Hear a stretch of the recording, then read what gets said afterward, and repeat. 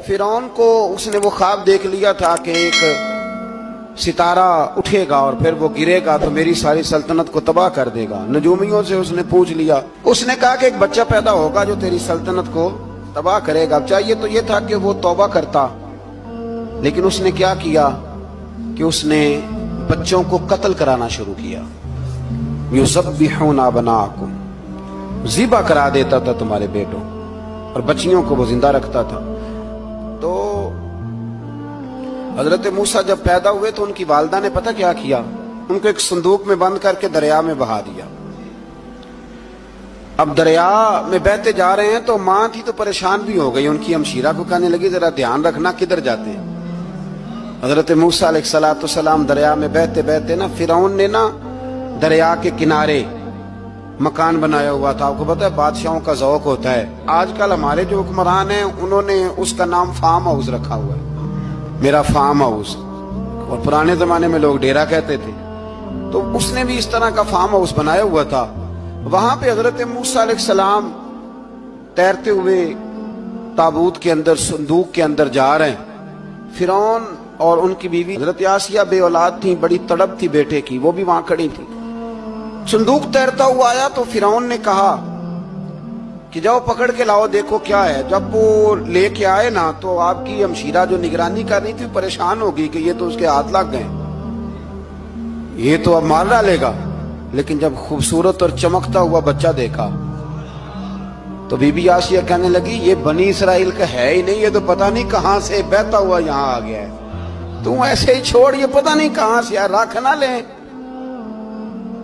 रख ना ले।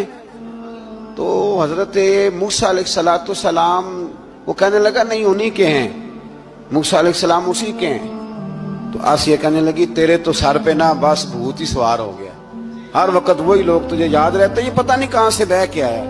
अब रख लिया, मान गया फिरौन। आप फिरौन के घर में जो इसलिए बच्चे मरवा रहा था कि मेरी सल्तनत हजरत मूसा पैदा ना हो जाए, तो उसी के घर में परवरिश पाने लगे, उसी के घर में। अब औरतें मंगाई गई दूध पिलाने के लिए, तो हजरत मूसा अलैहिस्सलाम किसी बीबी का दूध नहीं पीते, तो आपकी हमशीरा ना वहीं दाएं बाएं घूमती रहती। तो कहने लगी जनाब आसिया से कि मैं एक बीबी को जानती हूं, बड़ी साफ सुथरी है, मुझे उम्मीद है ये बच्चा उसका दूध पिएगा। तो फिरौन कहने लगा दौड़ के ला। तो वो अपनी वालदा को लेके आई तो हजरत मूसा ने फौरन दूध पीना शुरू कर दिया। फिरौन को फिर थोड़ा शक हुआ। एक रवायत यूं भी लिखी है बाज लोगों ने कि फिरौन एक दिन उठाया हुआ था हजरत मूसा की, अभी थोड़ी सी उम्र थी, तो आपने उसकी दाढ़ी पकड़ के तो एक घोंसा दे मारा। जलाली तो शुरू से है ना। तो कहने लगा आसिया तू मान ना मान, ये बच्चा वही है। तो हजरत बीबी आसिया कहने लगी कि तुझे गलत फहमी है, ये वो नहीं है। उसने कहा देखो ना, ये तू उठाती है तो प्यार करता है, और मेरे जब करीब आता है तो इसके लबो लहजे में मैं तलखी महसूस करता हूँ। उसने कहा बच्चों को क्या पता। खैर, एक तरफ उसने खाने पीने की चीजें रख दी, एक तरफ अंगारे रख दिए। वो भी हजरत आसिया कहती हैं कि तुझे समझ आए बच्चे बच्चे होते हैं। हजरत मूसा बच्चे तो थे, पर थे तो अल्लाह के नबी ना, अल्लाह के नबी थे। जब उसने कहा ना ये बच्चे हैं, तो हजरत मूसा अलैहिस्सलाम बजाए अंगारों की तरफ जाने के, नबी थे, वो सीधे खाने पीने वाली चीजों की तरफ बढ़ने लगे। फिरौन कहने लगा आप बता। अल्लाह ताला ने हजरत जिब्रील को भेजा, उन्होंने कहा इधर नहीं जाना, आप उधर जाइए। तो आप आग की तरफ गए और एक कोयला उठा के जुबान पे रख लिया। तो आसिया कहने लगी समझ आई, बच्चे को क्या पता किधर जाना है किधर नहीं जाना। अगर वो इतना ही ख्याल होता, वही बच्चा होता तो आग। और बाद मुफस्सिरीन ने लिखा है ये जो हजरत मूसा दुआ मांगते थे ना, रब्बी शरह ली सदरी व यस्सिर ली अमरी, ये वो आग का अंगारा जब कोयला मुंह में रखा था ना, तो उसकी वजह से जुबान में कुछ लुकनत आ गई। तो आप दुआ करते थे कि या अल्लाह मेरी जुबान की वो बंद गिरा खोल दे, ताकि मैं खुल के फिरौन के सामने बात कर सकूं। वहीं हजरत मूसा पलने लगे, वहीं पले, वहीं जवान हुए, वहीं अल्लाह ने सारी दौलतें दी, बहन भी मिली, मां भी मिली, और सारे अजीजों का प्यार भी मिला। उसी घर के अंदर अल्लाह ने परवरिश करके फिरौन के जुल्म से बनी इसराइल को निजात अता फरमाई। मूसा भी फिरौन के घर में पलने लगे, और जब जवान हो गए तो फिरौन के यहाँ जो जुल्म होता था हजरत मूसा उस पर बोल पड़ते थे, जलाल फरमाते। तो फिरौन फिर नाराज नाराज रहने लगा, यहां तक कि उसने आपको निकाल दिया آپ تشریف لے گئے وہاں سے. تو حضرت موسیٰ ایک دن شام کے وقت دوبارہ آئے بستی میں، لوگ سوئے ہوئے تھے. تو دو آدمی، ایک بنی اسرائیل میں سے اور ایک فرعون کی اپنی قوم میں سے، وہ دونوں آپس میں جھگڑ رہے تھے.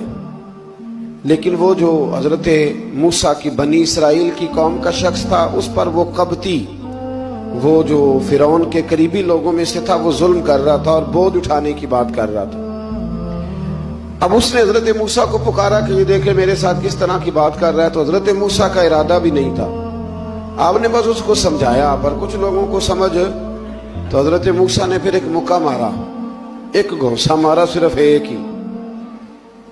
یہ کئی تگڑے اور دلیر اس طرح کے بھی ہوتے ہیں کہ گھونسا ایک بھی برداشت نہیں کرتے.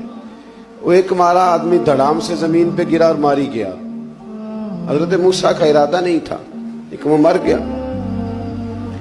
حضرت موسیٰ علیہ السلام نے اس بات پر اپنے رب سے استغفار بھی فرمائی. قرآن کہتا ہے کہ انہوں نے معافی چاہی کہ اللہ میرا ارادہ نہیں تھا. بہرحال اگلے دن نا حضرت موسیٰ دوبارہ آئے. وہ سنا کرتے تھے نا ہم کہ بیوقوف دوست سے عقل مند دشمن بہتر ہوتا ہے. وہ کم از کم دشمنی تو عقل مندی سے کرتا ہے نا، لیکن جو بیوقوف دوست ہو بیوقوف. حضرت موسیٰ دوبارہ آئے تو وہ بنی اسرائیلی اگلے دن کسی اور سے جھگڑا کر رہا تھا.